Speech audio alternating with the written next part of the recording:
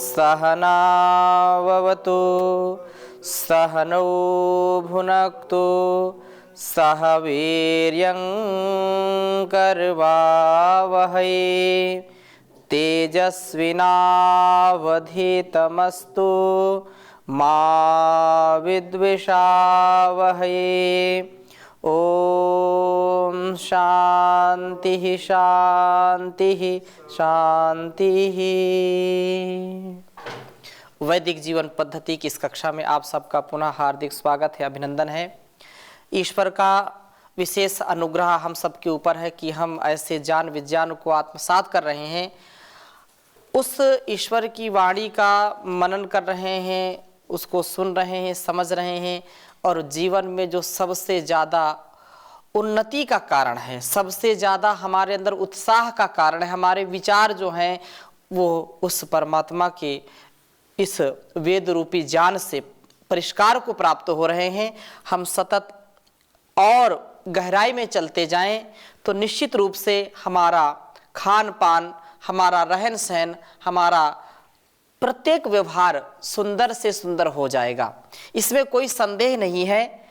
हमको छोटी छोटी बातों को भी बहुत बारीकी से और बहुत सूक्ष्मता से समझाने का यहाँ पर प्रयत्न ऋषियों ने किया है।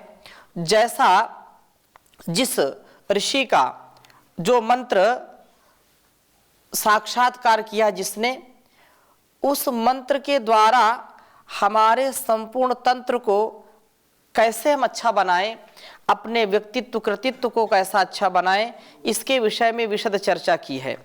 हम जब इस वेद रूपी ज्ञान का, इस अमृत रूपी ज्ञान का पान करेंगे तो चाहे जहां हो हमको सम्मान मिलेगा। सम्मान के लिए नहीं बल्कि अपने उत्थान के लिए, समाज और राष्ट्र के उत्थान के लिए, विश्व के लोगों के उत्थान के लिए हम जरूर इस ज्ञान को आत्मसात करें, इस ज्ञान का अपने आचरण में आधान करें। हमारी वाणी व्यवहार प्रत्येक स्थिति में एक पल के लिए भी हम इसको भूले नहीं।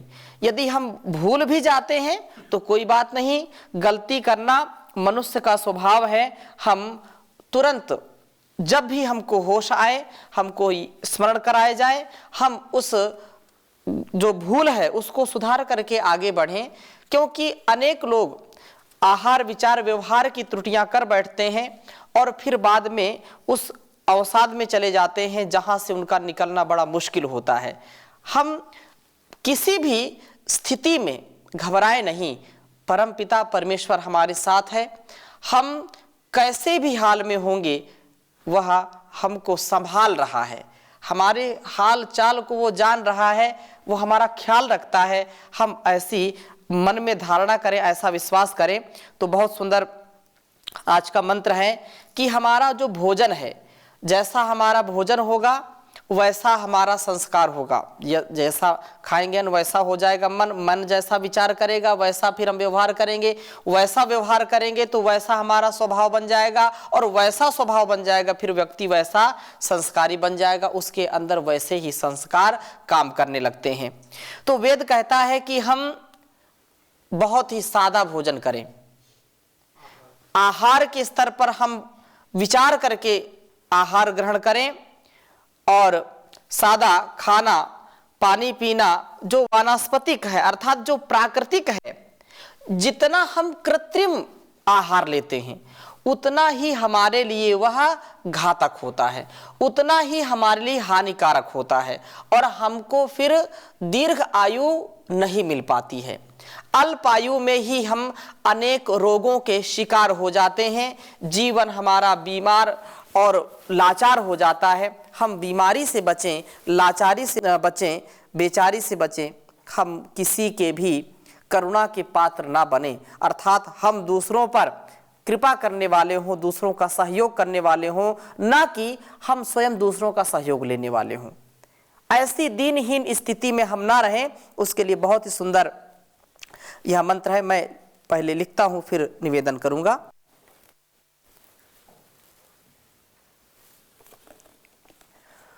ओम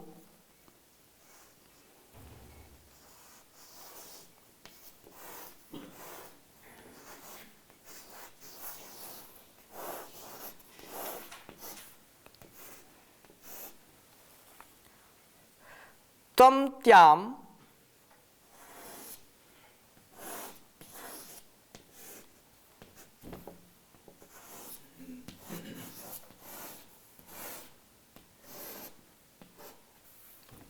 न इंद्र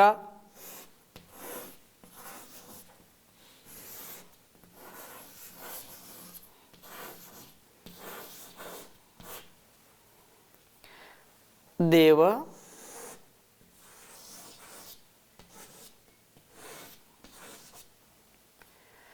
चित्राम इषमापो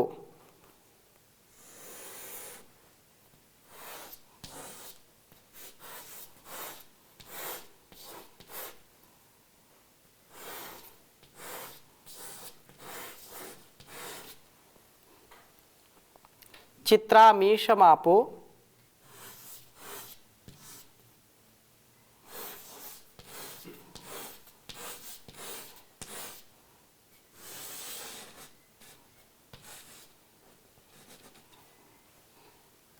न पीपयः परिज्मना न पीपयः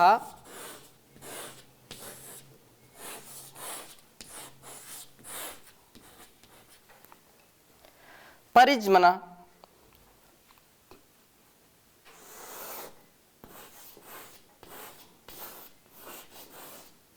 परिज्मन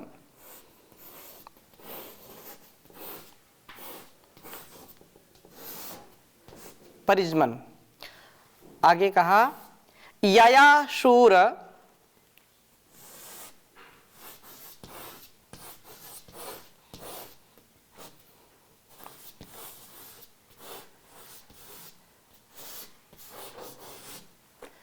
यया शूर प्रत्यस्मभ्यम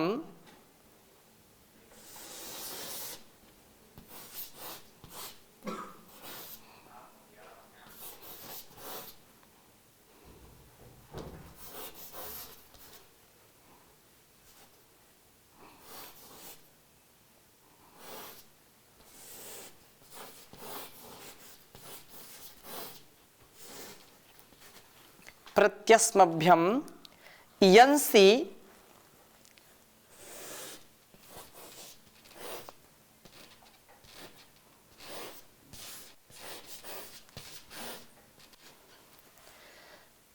त्मन्मूर्जम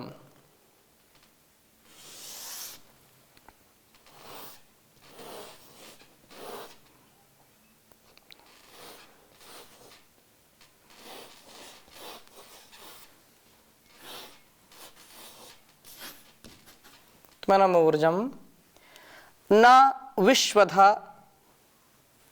क्षरध्ययी न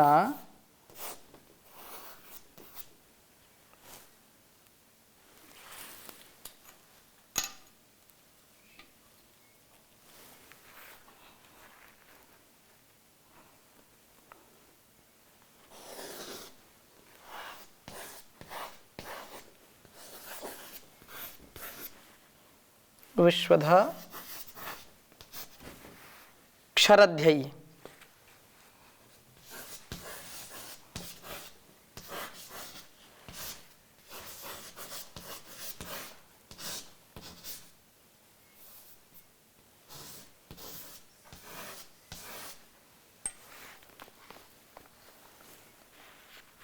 उच्चारण करेंगे एक बार।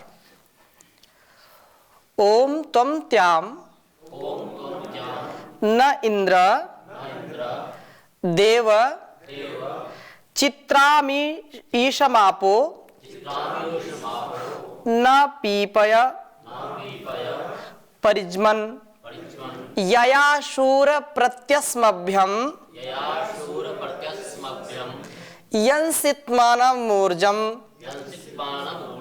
न विश्वध क्षरध्ययी ओम त्वं त्याम न इंद्रदेवा चित्रामीशमापो न पीपयः परिज्मन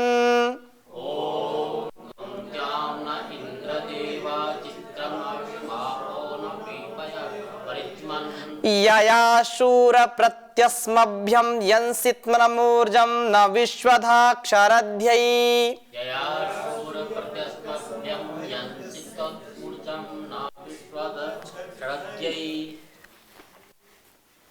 वेद मंत्र का अभिप्राय इस प्रकार से है कि हे इंद्र, वृष्टि आदि कर्मों को करने वाले देव, आदि सबका आवश्यक पदार्थों को देने वाले हे प्रभु,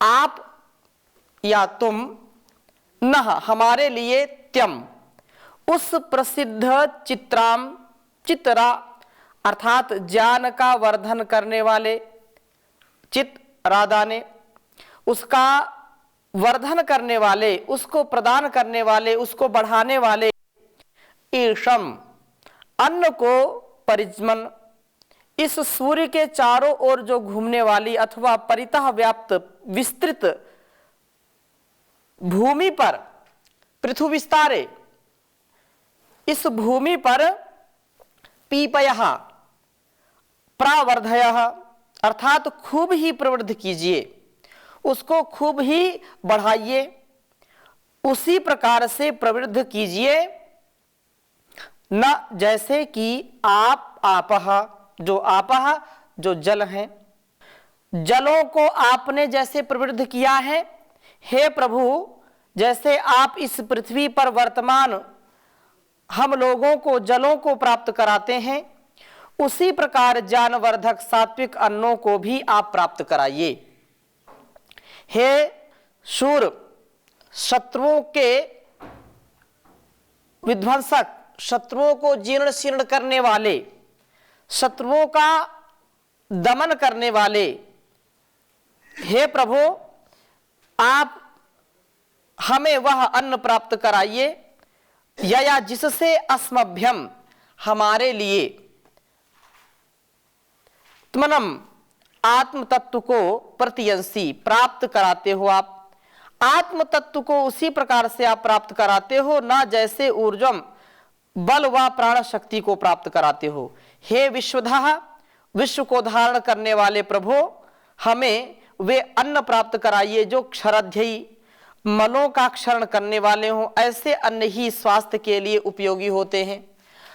अन्न का सेवन, जो प्राकृतिक रूप से हमको अन्न मिलते हैं, प्राकृतिक रूप से जिनका सेवन किया जाता है, वे हमारे शारीरिक मलों के क्षरण के लिए परम उपयोगी हैं। चाहे उनको हम मोटे अनाज के रूप में ग्रहण करते हो, चाहे उनको अंकुरित के रूप में ग्रहण करते हो, चाहे जो बहुत ही कृत्रिम भोज्य ना बनाए जाए। कृत्रिम भोज्य पदार्थों के सेवन से विकार उत्पन्न होता है।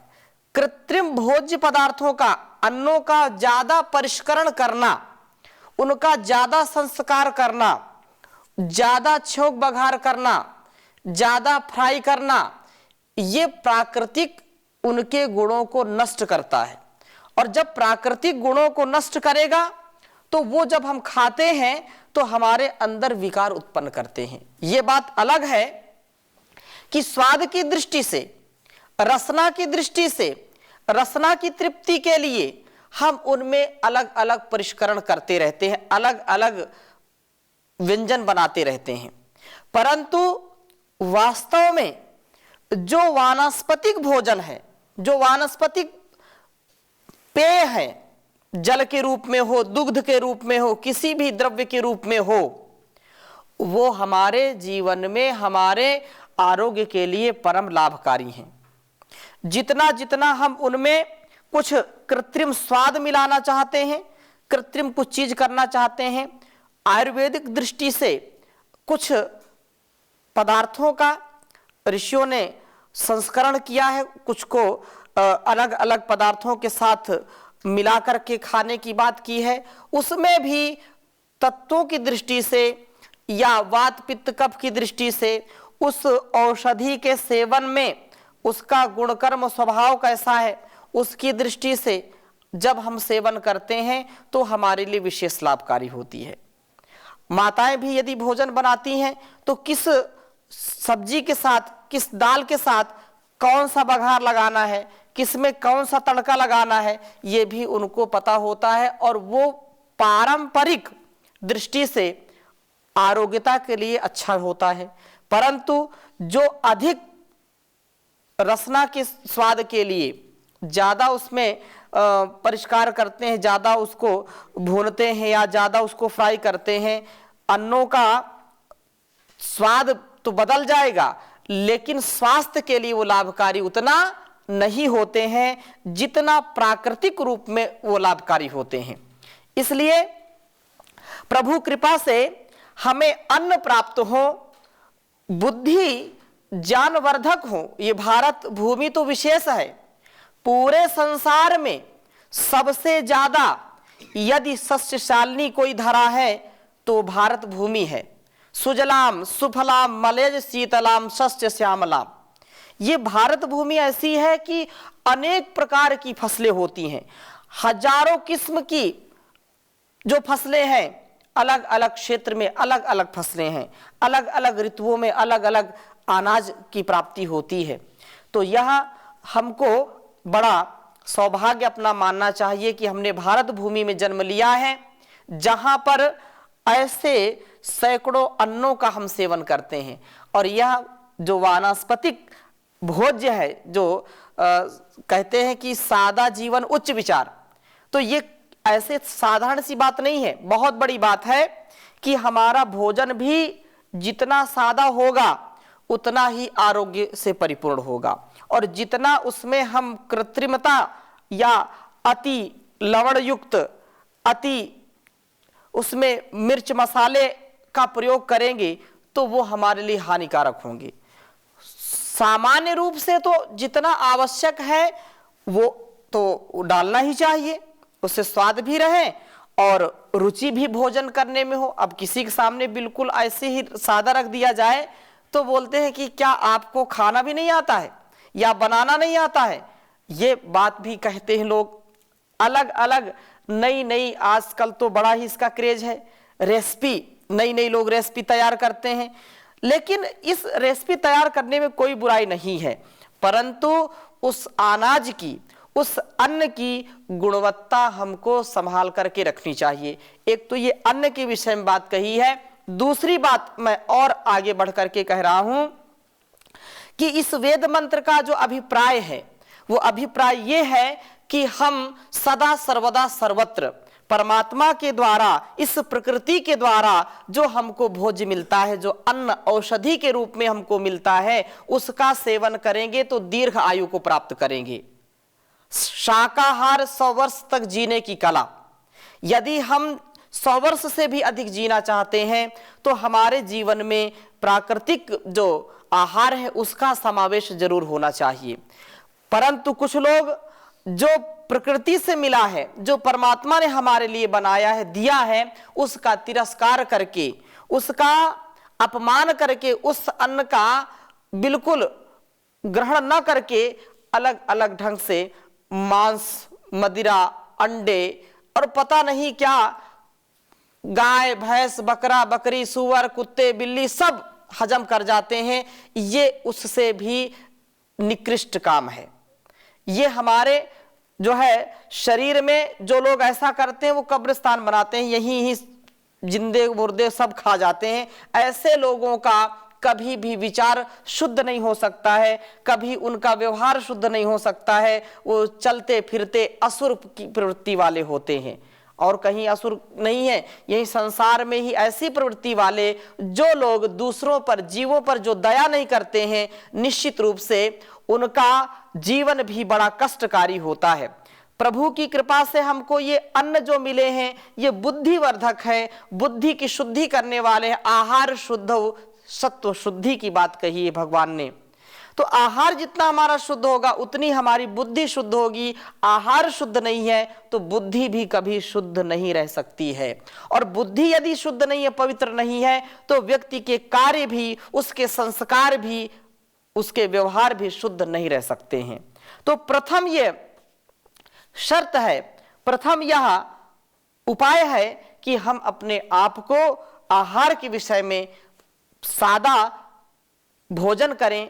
सादा भोजन का तात्पर्य ये जो प्राकृतिक है उसका ग्रहण करें, कृत्रिमता से बचें।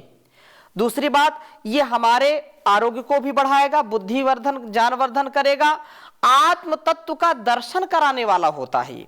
यदि हम हिंसात्मक आहार लेते हैं, किसी की हिंसा करके हम यदि पेट भरते हैं, तो ऐसा हिंसक व्यक्ति कभी भी समाधि को, कभी भी समाधान को प्राप्त नहीं हो सकता है। जिसका भोजन, जिसका आहार दूसरे के प्राणों को लेकर के पूरा होता हो, वो कैसे सुखी रह सकता है? वो कभी जीवन में सुखी नहीं रह सकता है। इसलिए हमको किसी की हिंसा करके कोई भी आहार ग्रहण नहीं करना चाहिए। ऊर्जम और जो सात्विक आहार है, उस आहार का ग्रहण करने से हमारा बल बढ़ता है, प्राण शक्ति बढ़ती है, और प्राण और यह बल जब बढ़ेगा तो हम अच्छे अच्छे कर्मों को करेंगे। और सबसे बड़ी बात यह है कि ऐसा आहार हमारे अंदर के विकारों को, शरीर के मलों को दूर करता है। लेकिन जो ये नेचुरोपैथी में बड़ा इसका महत्व है, प्राकृतिक जो चिकित्सा है उसमें बड़ा महत्व है कि जो लोग प्राकृतिक चिकित्सा लेते हैं उनमें ये विशेष कि ऐसे आहार बिल्कुल सादा दिया जाएगा, जो द्रव्य दिया जाएगा वो भी सादा और प्राकृतिक रूप से दिया जाएगा।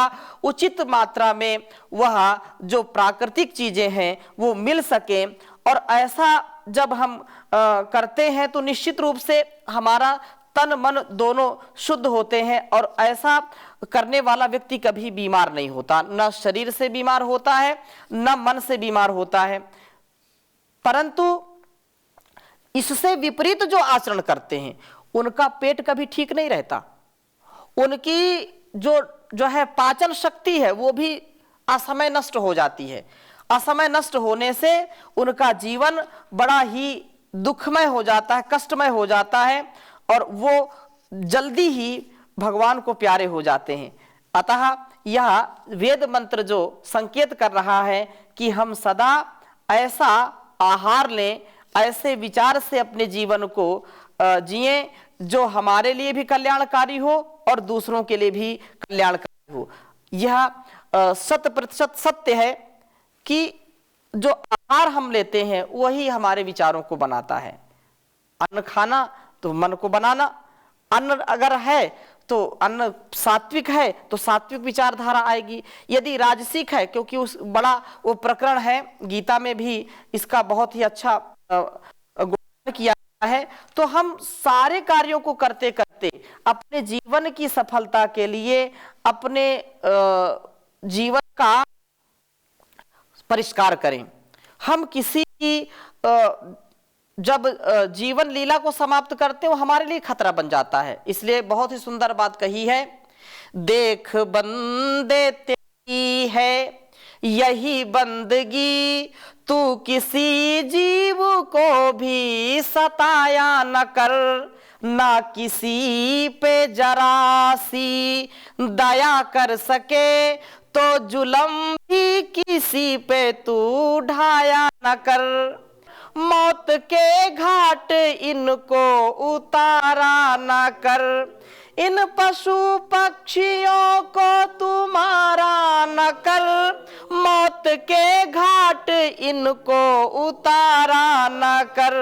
अपनी 6 इंच लंबी जुबा के लिए, जीभ के रस के लिए लोग क्या करते हैं, अपनी 6 इंच लंबी जुबा के लिए बेजुबानों पे छुरियां चलाया न कर। देख बंदे तेरी है यही बंदगी, तू किसी जीव को भी सताया न कर। इन बेचारों ने तेरा बिगाड़ा है क्या, कोई घर बार तोड़ा उजाड़ा है क्या। इन बेचारों ने तेरा बिगाड़ा है क्या, कोई घर बार तेरा उजाड़ा है क्या। तू घड़ी 2 घड़ी की लहर के लिए इन गरीबों के खून से नहाया ना कर। देख बंदे तेरी है यही बंदगी, तू किसी जीव को भी सताया ना कर। निरपराधों को तब तकलीफ देता है क्यों, जिंदगी दे सके ना तो लेता है क्यों। निरपराधों को तकलीफ देता है क्यों, जिंदगी दे ना सके तो लेता है क्यों। जग में इनको भी जीने का अधिकार है, जग में इनको भी जीने का अधिकार है। बेरहम इनका जीवन मिटाया ना कर। देख बंदे तेरी है यही बंदगी, तू किसी जीव को भी सताया ना कर। और अंतिम बात क्या कही कवि ने, जैसे बच्चे हैं सबके लाडले आपके, छीन बच्चे किसी के पथिक मार कर। अपने बच्चों को हरगिज खिलाया न कर। देख बंदे तेरी है यही बंदगी, तू किसी जीव को भी सताया न कर। ना किसी पे जरा सी दया कर सके, तो जुल्म भी किसी पर तू उठाया न कर। तो अपने जीवन में हम एक व्रत लें कि हमको किसी भी बेजुबान का, किसी भी जो हमारी हिंसा नहीं करता है, ऐसे पशु पक्षी, ऐसे जीवों, ऐसे प्राणियों को हम कभी भी उनकी हिंसा ना करें, कभी मारे नहीं। और खाने की बात तो बहुत आगे की बात है। जैसे उनके बच्चे प्यारे हैं, जैसे हमारे बच्चे प्यारे, उनके भी बच्चे हैं। वो भी पशु पक्षी भी उनके प्रति संवेदना रखते हैं। तो परमात्मा ने इतना अच्छा आहार दिया है, इतना अच्छा संसार दिया है, तो हम इसको आत्मसात करें, अपने जीवन में उतारें और आरोग्यता के लिए, दीर्घ काल के जीवन के लिए सादा आहार, शुद्ध विचार और जीवन का परिष्कार, पूर्ण रूप से सुसंस्कार यदि हम चाहते हैं अपने जीवन का, तो निश्चित रूप से संसार की भलाई के लिए, अपने भलाई के लिए, आत्म कल्याण के लिए, राष्ट्र कल्याण के लिए और विश्व कल्याण के लिए इस पथ पर आना ही पड़ेगा। वैदिक जीवन पद्धति को निभाना ही पड़ेगा। तो इन शब्दों के साथ आज की कक्षा को यहीं पर विराम देते हैं। शेष चर्चा अगली कक्षा में करेंगे नए मंत्र के साथ। ओम शांति शांति शांति।